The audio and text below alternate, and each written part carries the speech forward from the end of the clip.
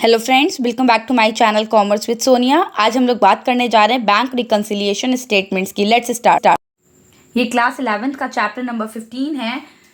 Mainly क्या होता है कि जब भी हम लोग जो है कोई बिजनेस कर रहे होते हैं तो हम क्या करते हैं, एक कैश बुक प्रिपेयर करते हैं। उसमें 2 कॉलम्स होते हैं, कैश कॉलम, बैंक कॉलम। और अगर कोई भी ट्रांजेक्शन हम बैंक के साथ कर रहे होते हैं तो हम उसे अपनी कैश बुक में रिकॉर्ड कर रहे होते हैं और बैंक उसे जो है पासबुक में रिकॉर्ड कर रहा होता है हमारे नाम से। तो बेसिकली होना ये चाहिए कि जो कैश बुक है और जो पासबुक है, दोनों का जो है बैलेंस वो हमेशा बराबर रहना चाहिए।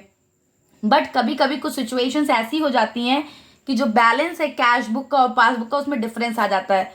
उसी डिफरेंस को सही करने के लिए हम बनाते हैं bank reconciliation statement.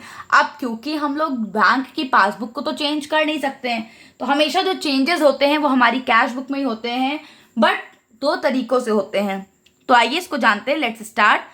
A bank reconciliation statement is a statement prepared mainly to reconcile the difference between the bank column shown by the cash book and the bank passbook। जो बैंक रिकंसिलिएशन स्टेटमेंट है, ये एक statement है जो कि difference दिखाता है bank balance में जो कि कैश बुक में शो हो रहा होता है और पासबुक में। इन दोनों के बीच का जो डिफरेंस है उसको ही हम ठीक करते हैं बैंक रिकंसिलिएशन स्टेटमेंट्स में।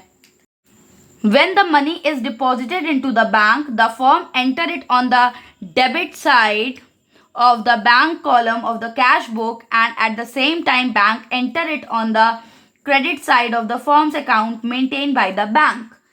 जब भी हम लोग जो है कोई भी मनी बैंक में डिपॉजिट कर रहे होते हैं तो हम बैंक कॉलम के डेबिट साइड में उसे रिकॉर्ड कर रहे होते हैं और उसी सेम ट्रांजैक्शन को जो है बैंक हमारी यानी फर्म के अकाउंट में क्रेडिट साइड जो है उसे रिकॉर्ड कर रही होती है। जो कैश बुक होती है वो पासबुक एकदम अपोजिट होती है, यानी कैश बुक पासबुक जो है वो एक दूसरे का एकदम अपोजिट होते हैं। कैश बुक में क्या होता है कि हम लोग जो है जब कोई भी चीज़ ऐड करते हैं तो डेबिट करते हैं और जब कोई भी चीज़ माइनस करते हैं तो क्रेडिट करते हैं। ये चीज़ हम कर रहे होते हैं कैश बुक में। पर पासबुक में एकदम इसका अपोजिट करते हैं, यानी जब भी हमको कोई चीज़ ऐड करनी होती है तो हम क्रेडिट करते हैं और जब कोई चीज़ लेस करनी होती है तो हम डेबिट करते हैं। ये डिफरेंस है। अब BRS can be prepared by taking the balance either as per cash book और as per passbook as a starting point. जब भी हम बैंक रिकंसिलिएशन स्टेटमेंट बनाते हैं तो जो उसकी स्टार्टिंग है वो चाहे तो हम एज पर कैश बुक कर सकते हैं या एज पर पासबुक, दोनों में से किसी भी तरह से हम उसे स्टार्ट कर सकते हैं। बट यहाँ पे हमें क्या करना है कि जो भी हमारे क्वेश्चन में ओपनिंग बैलेंस दिया होगा हम उसी के अकॉर्डिंग जो है उसे स्टार्ट करेंगे।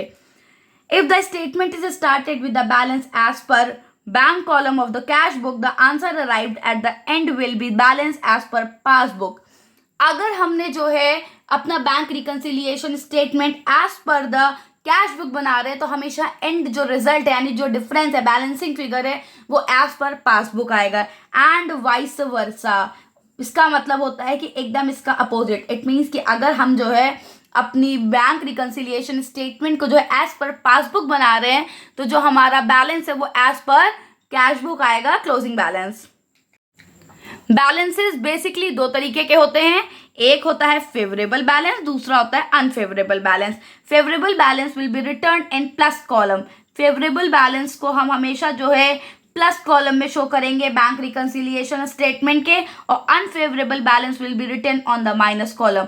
और जो अनफेवरेबल बैलेंस है उसे हम माइनस कॉलम में लिखेंगे बैंक रिकंसिलिएशन स्टेटमेंट के। अब चाहे वो फेवरेबल बैलेंस कैश बुक का हो या पासबुक का हो, चाहे वो अनफेवरेबल बैलेंस कैश बुक का हो पासबुक का हो, फेवरेबल हमेशा प्लस कॉलम में और अनफेवरेबल हमेशा माइनस कॉलम में ही शो होगा।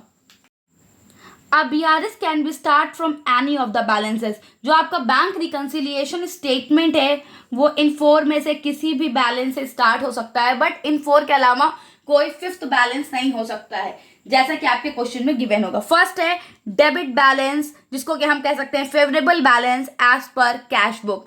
अगर जो है गिवन है debit balance as per cash book, it means कि वो फेवरेबल बैलेंस है, उसे हम बैंक रिकंसिलिएशन स्टेटमेंट के जो है प्लस कॉलम में दिखाएंगे।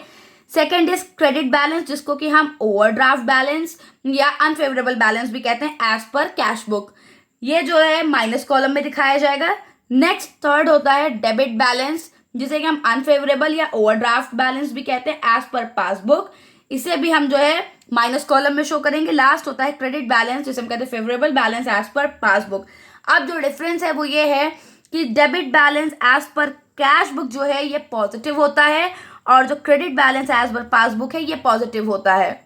आई होप ये समझ में आ रहा होगा। लास्ट हम देख लेते हैं कि हमें बीआरएस बनाने की जरूरत क्यों पड़ती है, क्या वो कॉजेज हैं जिनकी वजह से कि हमें बीआरएस मेंटेन करना पड़ता है, कैसे जो है डिफरेंस आ जाता है। तो causes of difference in cash book and passbook balances, there are 2 causes. 2 causes हैं इन डिफरेंस के। पहला है difference caused by the time gap in recording transactions. क्या होता है कि जब भी जो है हम लोग कोई भी चेक इशू कर रहे होते हैं या चेक रिसीव करते हैं तो अक्सर टाइम गैप आ जाता है। जैसे कि एक एग्जांपल ले लेते हैं कि एक पर्सन है मिस्टर एक्स को जो है हमने एक चेक दिया था 5000 का। मिस्टर एक्स को हमने एक चेक दिया है 5000 का और उस दिन डेट थी 28 मार्च। और बाई लक हुआ ये कि एक कुछ नेशनल हॉलीडे और प्लस सैटरडे संडे की वजह से बैंक जो है 3 दिन बंद रहा और मिस्टर एक्स 3 दिन गए ही नहीं बैंक उस चेक को लगाने। तो हमने क्या किया, जैसे ही हमने 28 को चेक इशू किया मिस्टर एक्स को, हमने जो है सेम डे अपनी कैश बुक में 5000 माइनस कर लिए। बट हमारी जो पासबुक थी उसमें वो 5000 अभी भी ऐड थे और 31 को बुक की क्लोजिंग डेट आ गई और उस दिन तक क्या हुआ कि हमारा जो पासबुक है कैश बुक उसमें 3000 का डिफरेंस दिख रहा है। अब वो डिफरेंस क्यों दिख रहा है, क्योंकि हमने चेक इशू तो कर दिया but that cheque was not presented in the bank for payment, जिसकी वजह से डिफरेंस आ गया है। तो हम क्या करेंगे, हमने जो अपनी कैश बुक को कम कर रखा है उसे हमें ऐड करके बढ़ाना पड़ेगा। ऐसे ही काफ़ी सारे जो है एग्जाम्पल्स हैं जो कि ये दिखा रहे हैं कि टाइम गैप आ जाता है ट्रांजेक्शन्स को रिकॉर्ड करने में। सपोज कोई कस्टमर है हमारा जिसने डायरेक्ट पेमेंट कर दिया, अब हमें नहीं पता चला उसने हमारे बैंक में डायरेक्ट पेमेंट कर दिया। अब हमारी पासबुक बढ़ी हुई है, कैश बुक कम है, ये भी डिफरेंस ला सकता है। बैंक ने बैंक चार्जेस कट कर दिए या इंटरेस्ट अलाउ कर दिया, उस केस में भी हमें नहीं पता चला, हमारी पासबुक कम और ज़्यादा हो गई है और इस वजह से हमारा डिफरेंस आ गया। सेकेंड है difference caused by the errors committed in recording transaction. कभी कभी क्या होता है, एरर हो जाता है। एरर कैसे हो जाता है, ओवरकास्टिंग या अंडरकास्टिंग हो जाती है। सपोज हमने चेक तो भेजा था 5050 का बट हमने यहाँ पे जो है उसको लिख दिया है 5000 का। अभी क्या हो गया, हमारी जो रिकॉर्डिंग थी वो अंडरकास्ट हो गई 50 रुपीज़ से। तो इसको हम कह सकते हैं कि ये रिकॉर्डिंग की एरर है।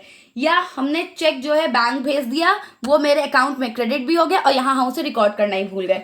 या फिर हमने यहाँ तो रिकॉर्ड कर लिया कि हमें चेक मिला है और हम उसको बैंक में ही नहीं हमने सबमिट किया, इस वजह से क्या हो जाएगा कि रिकॉर्डिंग की एरर आ जाएगी। इन्हीं 2 एरर्स की वजह से जो है हमारी बुक्स में डिफरेंस आ जाता है। आई होप कि आपको बैंक रिकंसिलिएशन स्टेटमेंट समझ में आया होगा। नेक्स्ट पार्ट में इसके हम लोग जो है न्यूमेरिकल सॉल्व करेंगे कि कैसे हम लोग उसे जो है सही तरीके से सॉल्व करते हैं। So please subscribe my channel for more such videos. Thank you.